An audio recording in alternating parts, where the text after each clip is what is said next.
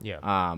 So I look at North Korea as a way of balancing kind of the extremes of government and sort of the beginning symptoms here, because Yeah. people think, oh, it's not going to happen overnight. Well, nothing happens overnight. North Korea didn't happen overnight.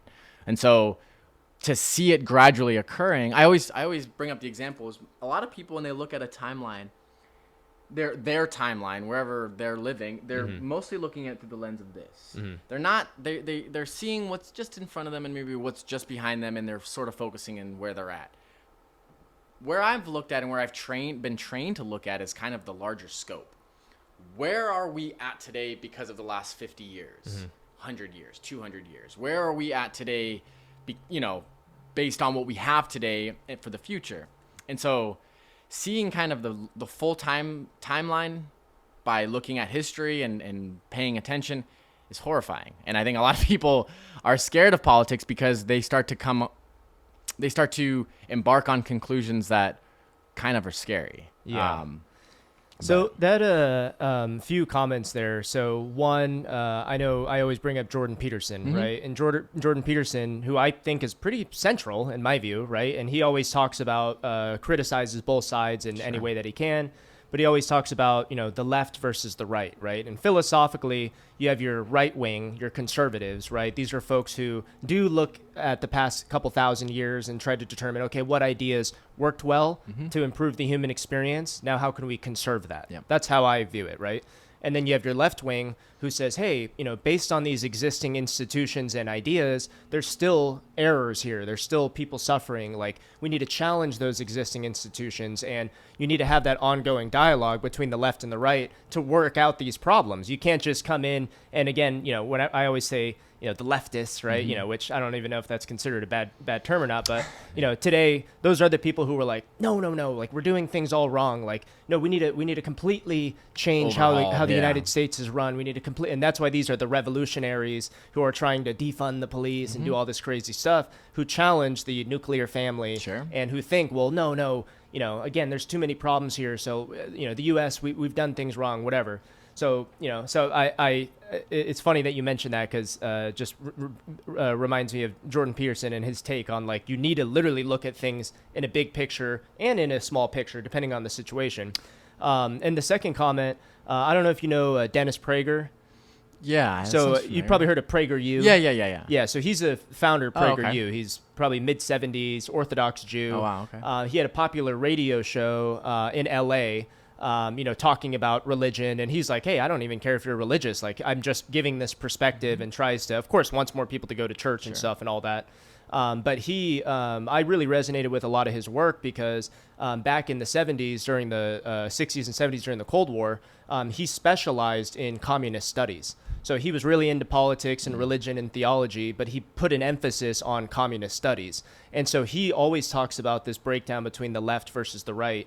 And you see all these similarities between these communist totalitarian states, whether it's Russia, China, or North Korea, and they do the same thing. They target the nuclear family and try to break it up. They try to go to the kids and say, no, your parents don't know what they're talking about. The way of the past has created all these problems. Like, we need a revolution here. Trust us. We're the ones who's going to bring the utopia, right? Whether or not it's even possible. Yep. So it's just interesting you say that because, we are in California with that, again, I'm not super educated when it comes to this stuff, but when I hear about those policies like that start to shift the power away from the parents to the state, I'm like, wait a sec, didn't they do that in China? Didn't they do that in North Korea? Like, Cambodia, all these places. So, curious, does that align with, do you agree with that? Like, anything to add there? I mean, absolutely. And that's, and it's the goal and aim is to articulate that without losing people. Because when you're like, oh, China and North Korea, like, yeah, right. Okay. Yeah. And it's like, I get people tuning out when you just jump to that. But again, this comes from a vastly informed perspective on how these things occur over time and how you have to notice the symptoms, right? And we're beginning to show symptoms of a government that looks to own and have more control over its population. It's not a good thing. We think order and keeping things neat and nice is gonna, we're humans, we're not robots. And I think the more we keep pretending like we're humans by trying to control our behaviors without incentivizing it, we're going to see more issues and more people fighting the state as they realize the state's making, starting to step on toes. And they do it gradually. They'll use different communities to get their works in. But mind you, that work is a state authority. It's not LGBT protection. No. It's state authority. And that's how the state views its role. It's not, the state is just protecting such and such. Today, maybe, but it doesn't take long for a completely different philosophy with that power now to prioritize a different thing. But you've already handed them over the power because it was coming with the LGBT community or whatever, right? Because that was the right thing to do, such and such. Yeah. So you have to be able to I'm a very healthy skeptic. I do not trust a single thing. Yeah. I will listen to it. I'll be open to it. I'll even maybe take a flyer on it. But my skepticism is immediate. Right away. I don't trust government. I've seen it destroy, torture, abuse, lie, corrupt. I've seen it do everything you can imagine in the most heinous, unpredictable ways. So I just live by being a healthy skeptic. I want the best for my country. I want to improve the country. But I don't trust any of these people that are telling me what they're telling me because I've paid attention long enough and my attention span is pretty significant. It's not, the next kid like Todd Gloria, our mayor, San Diego, I will never institute surveillance on the population because it unfairly discriminates against brown and black communities in San Diego. You have my word. He literally implemented the largest surveillance program in the United States for a large city just this year. He completely, not even like, okay, he veered off. No, Yeah, like full 180.